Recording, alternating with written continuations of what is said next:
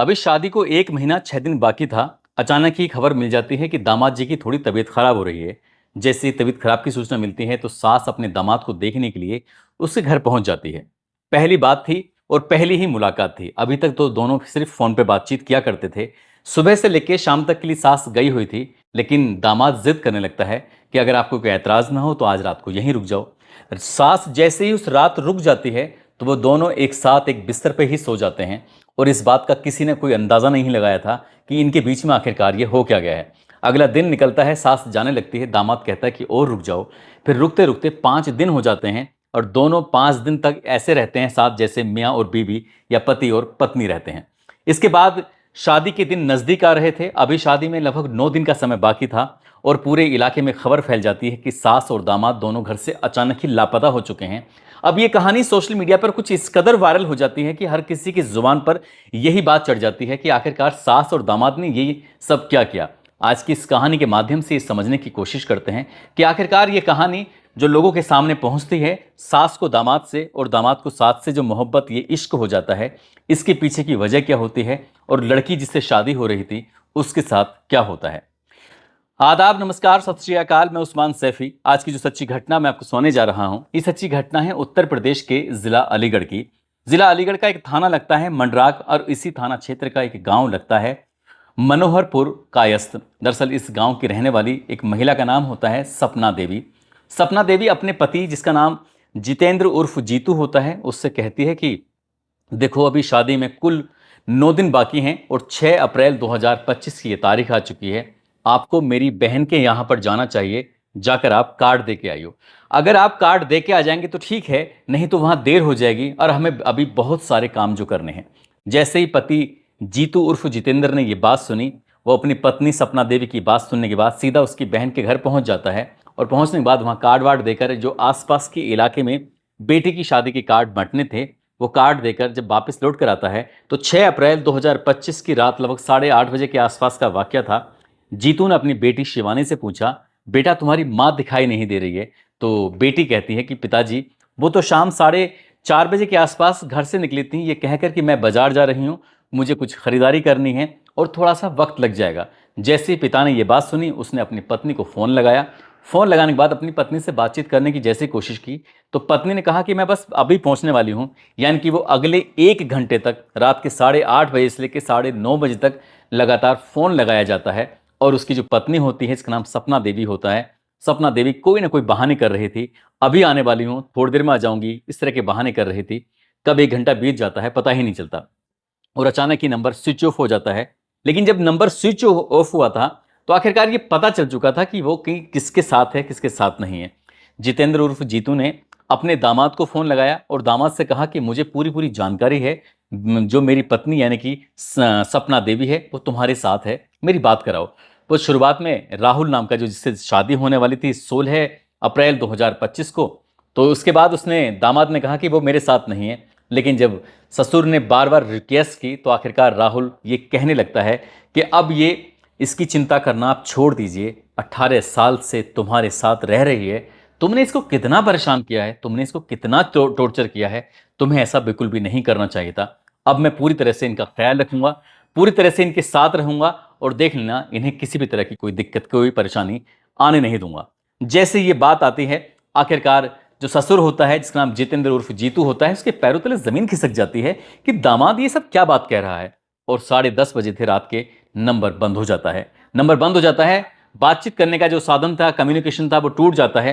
अब जो ये जितेंद्र उर्फ जीतू होता है, वो सोचकर परेशान था कि आखिरकार उसकी पत्नी ने क्या किया है, कहाँ गए कहाँ नहीं। वो इंतजार कर रहा था कि हो सकता है कि पूरी रात निकल चुकी है, सुबह आ जाए। पूरी रात बैठे बैठे इंतजार कर रहा था, दरवाजे पर लगातार टकटकी लगाए बैठा था कि कब उसकी पत्नी सपना आएगी और उसके, जो भी उसे लग रहा था, डाउट लग रहा था, वो डाउट सिर्फ डाउट में ही बदल जाएगा, उसकी पत्नी वापस आ जाएगी। पूरी रात निकल जाती है। इसके बाद जीतू आसपास के लोगों से बातचीत करता है, अपने रिश्तेदारों से बातचीत करता है, परिवार के लोगों से बातचीत करता है। कहता है कि उसकी जो पत्नी है वो रात अचानक से गायब हो गई है, पता नहीं उसका कहाँ है, किस हाल में है। तभी घर वाले, परिवार वाले कहते हैं कि तुम बिल्कुल परेशान मत हो, पहले घर देखो, घर में आखिरकार कोई दिक्कत, कोई परेशानी तो नहीं है। घर की जो अलमारियां थी, घर की जो चीज़ें थी, देखी जाती हैं तो पता चलता है कि घर में लगभग 3.5 लाख रुपए थे, वो नकदी गायब थी, साथ ही लगभग 5 लाख रुपए के जेवरात थे, वो भी गायब थे। अब इतना देखने के बाद एक तो ये कि उसकी पत्नी गायब हो चुकी है, दूसरा ये कि नकदी और जेवरात वो भी गायब हो चुके हैं। अब ये व्यक्ति बहुत ज़्यादा परेशान हो जाता है, अपने ही कुछ साथियों को लेकर नज़दीकी पुलिस स्टेशन यानी कि मंडराक पहुंच जाता है। वहां जाने के बाद कहानी सुनाता है, कहता है कि साहब अक्टूबर 2024 की ये बात है। राहुल नाम के एक लड़का है जिसकी उम्र लगभग 20 साल के आसपास है। उसके पिता का नाम होरीलाल है, जो कि गांव मछरिया थाना दारो का रहने वाला है। मछरिया नंगला थाना दारो का रहने वाला है, जिसकी तहसील छर्रा लगती है, जिला जिसका अलीगढ़ लगता है। उससे उसकी बेटी की शादी तय हुई थी। बेटी जो कि उसकी 8वीं क्लास तक पढ़ी हुई है, नाम उसका शिवानी है। इन दोनों की शादी तय हुई थी। ये लगभग अक्टूबर 2024 के आसपास की बात है। इसके कुछ ही दिनों के बाद लगभग 1 महीना या 1.5 महीने या 2 महीने के समय बीता ही होगा, और सास और दामाद दोनों आपस में बातचीत करना शुरू कर देते हैं। दरअसल जब ये रिश्ता लगा था तब वो बीच में आ जाता है। वो कर्नाटक की राजधानी बेंगलुरु में रहकर फेरी का काम करता है, कपड़े का व्यापार करता है। गांव गांव जाकर, शहर शहर जाकर वो कपड़े बेचता है। इस तरह का उसका बिजनेस, उसका व्यापार है। वो घर पे कम रहता है। अब जब भी मैं घर पे फ़ोन करता था तो पता चलता है कि जो उसकी पत्नी है वो दामाद से बात कर रही है। जब देखो तब 24 घंटे में लगभग 14 से 15 घंटे वो अपने दामाद से ही बातचीत किया करती थी।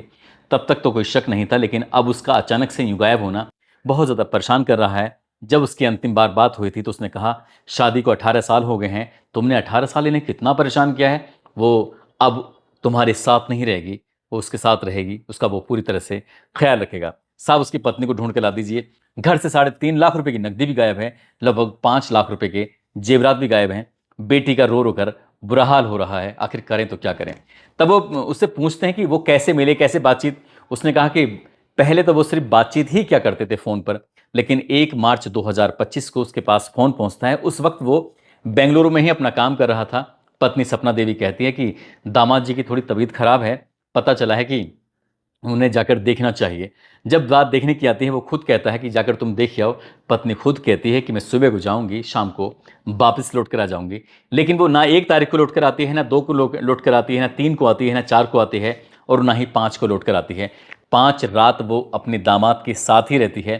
तब तो हमें अंदाज़ा बिल्कुल नहीं था, लेकिन अब ये साफ साफ अंदाज़ा लग रहा है कि इन दोनों के पहली बार ये 1 मार्च, 2 मार्च, 3 मार्च, 4 मार्च और 5 मार्च को फिजिकल रिलेशन बने थे। वो दोनों एक दूसरे के बहुत ज्यादा करीब आ चुके थे। शायद यहीं से इन दोनों का प्यार परवान चढ़ जाता है, इसलिए आप इसमें मदद कर दीजिए। पुलिस वालों ने ये कहते हुए कि ठीक है, आप तहरीर दे जाइए, इस मामले की हम जांच करते हैं, पड़ताल करते हैं। दोनों का जो नंबर था वो सर्विलांस पे लगा दिया जाता है। साथ ही उनकी जो मोबाइल की कॉल डेटा रिकॉर्ड निकालने की कोशिश की जा रही थी। साथ ही उनके जो लोकेशन थी उसके बारे में पता करने की कोशिश की जा रही थी। पूछा जाता है कि आखिरकार शादी कब थी, कब नहीं थी। तब ये एक बात सामने आती है कि 16 अप्रैल 2025 को गांव के अंदर ही शादी होनी थी। वहीं पर टेंट का इंतजाम था, वहीं पर सब कुछ खाने पीने के लिए हलवाई कर लिए थे, सामान खरीद लिया गया था, कार्ड बांट दिए गए थे। वो 25 मार्च को वापस लौट कर आता है, और जब 25 मार्च को वापस लौट कर आया था तो उसने जब भी वो अपनी पत्नी को देखता था, पत्नी हर वक्त बातचीत करती रहती थी। पूछता था, मैं किससे बात कर रही हो? दामाद जी से बात कर रही हूँ। उसे लग रहा था कि दामाद का और सास का जो रिश्ता होता है माँ और बेटे की तरह होता है। उसके दिमाग में, उसके मन में कोई गलत ख्याल नहीं आया था। लेकिन जो दामाद और जो सास होते हैं, इन दोनों के मन में कोई इतनी गंदगी पल रही थी, किसी ने इस बात का अंदाज़ा नहीं लगाया। 1 अप्रैल 2025 की बात है। दामाद ने फ़ोन करके कहा था कि ससुर जी यानी कि पापा जी, मुझे मोबाइल चाहिए, आप मुझे एक मोबाइल तो गिफ्ट कर दो। जब बात मोबाइल की गिफ्ट करने की आती है तो वो वीवो का मोबाइल गिफ्ट करते हैं, लगभग जिसकी कीमत 20,000 रुपये के आसपास होती है। वो मोबाइल किश्तों पर लिया गया था, और किश्त पर लेने के बाद उसे दे दिया जाता है। उसे ये नहीं जानता था कि इस फ़ोन का भी वो गलत इस्तेमाल करेंगे। आखिरकार इस मामले में पुलिस जांच पड़ताल में जुट जाती है, ये पता निकालने की कोशिश करने लगती है। जब ये जानकारी जुटाई जाती है, खुद मेरी जितेंद्र उर्फ जीतू से बातचीत हुई थी। मैंने उनसे पूछा कि तुम दोनों की शादी कब हुई थी, और जो तुम्हारी पत्नी है, हालांकि पत्नी का असली नाम है अपना देवी, लेकिन उन्हें प्यार से सपना देवी बुलाते हैं, ताकि अपना देवी बहुत नाम कम आपने सुनने को देखने को मिला होगा, इसलिए सपना देवी मैंने बार बार इस कहानी में बुलाया। वो बताते हैं कि साल 2007 की ये बात है। जयरामपुर एक गांव लगता है, और थाना लगता है मिरहेची, और ज़िला लगता है एटा, जो कि उत्तर प्रदेश का ही एक एटा ज़िला है। 2007 में शादी होती है। पहले एक बेटी पैदा होती है, उसके बाद एक बेटा बेटा फिर एक और बेटा, 3 बच्चे पैदा हो जाते हैं। और ये जो घटनाक्रम है, ये जो मामला है, जब सोशल मीडिया पर वायरल होता है तो चारों तरफ समाज में इस घटना को लेकर तमाम तरह की बातें शुरू हो जाती हैं। माँ और बेटे जैसा रिश्ता, उसमें आखिरकार ऐसा क्यों हुआ? जब बेटी से मीडिया वालों ने, पत्रकारों ने ये पूछना शुरू किया तो बेटी को शुरुआत में तो लग रहा था पता नहीं ऐसी कोई बड़ी बात नहीं है, लेकिन जब धीरे धीरे लोगों ने उसको एहसास कराया तो वो लड़की जैसे जैसे वक्त आगे बढ़ रहा था वैसे वैसे वो बीमार पड़ने लगती है और अपनी माँ की उस करतूत को लेकर इतना ज़्यादा परेशान, इतना ज़्यादा टेंशन में आ जाती है, वो सोचने पर मजबूर हो जाती है कि आखिरकार उसकी माँ ने ऐसा काम क्यों किया। एक पत्रकार ने उससे पूछा कि आप क्या कहना चाहती हो? उसने कहा कि बस मैं अपनी माँ से एक बात कहना चाहती हूँ, जो भी नगद, जो भी जेवरात तुम यहाँ से लेके गई हो वो हमें वापस देके चले जाओ, इसके अलावा हमें तुमसे कुछ भी नहीं चाहिए। यही बात जब एक पत्रकार ने जितेंद्र उर्फ जीतू से पूछा, तुम क्या कहना चाहते हो? वो कहता है कि बस मैं पुलिस प्रशासन से एक ही अपील करता हूँ, एक बार मेरे आंखों के सामने मेरी पत्नी को लाकर दे दो। मैं अपनी पत्नी से पूछना चाहता हूँ कि आखिरकार तुमने अपनी बेटी के लिए इतना बुरा काम क्यों किया है?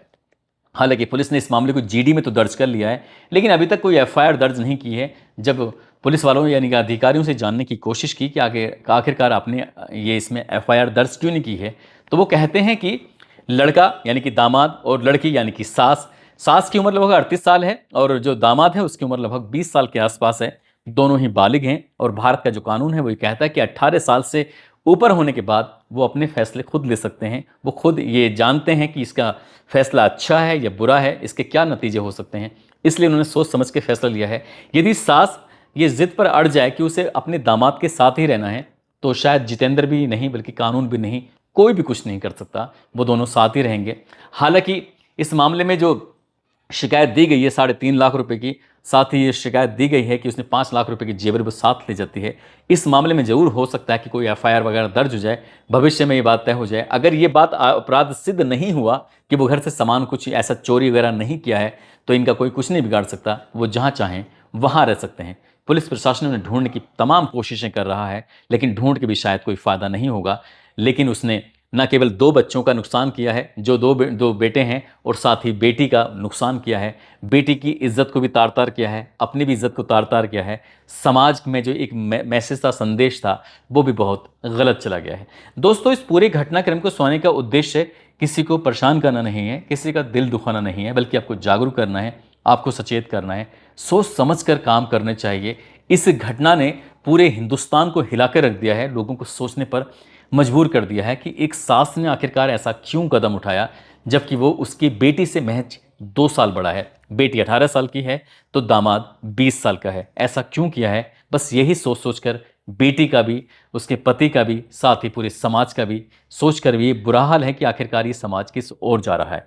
जाते जाते भाकली के रहने वाली हैं योगिता, और आज इनका जन्मदिन है। इनको जन्मदिन की ढेरों सारी शुभकामनाएं। साथ ही धर्मेंद्र यादव हैं, प्रिया यादव हैं, आज इनकी शादी की सालगिरह है। इनको शादी की सालगिरह की बहुत बहुत शुभकामनाएं, बहुत बहुत मुबारकबाद। वैसे भी ये इनकी पहली शादी की सालगिरह है। और कुछ लोगों ने नाम लेने की अपील की है, जिसमें खुर्जा के सलीम सैफ़ी हैं, महराज सैफ़ी, इमरान सैफ़ी, मास्टर साबिर, हाफिज़ उमेर साहब, राहत भाई, साथ ही मोहम्मद आरिफ, और इसके अलावा गोंडा से हैं सुभाष, जालोर से गोविंद परमार हैं, राजस्थान से बलकेश हैं, बिहार नवादा से विशाल महतो, नैनीताल से संजय कुमार, शिकोहाबाद से सुरेश चंद गौतम, मालीपुर उत्तर प्रदेश से अवनीश कबाड़िया, कोटा राजस्थान से राम कुमारी शर्मा, जगदीशपुर अमेठी से सुरेश कुमार यादव, मेरठ से ऋषभ ठाकुर, मुरादाबाद से विकास कुमार, विजय कुमार, नसरुद्दीन ये मोला कलकत्ता के रहने वाले हैं।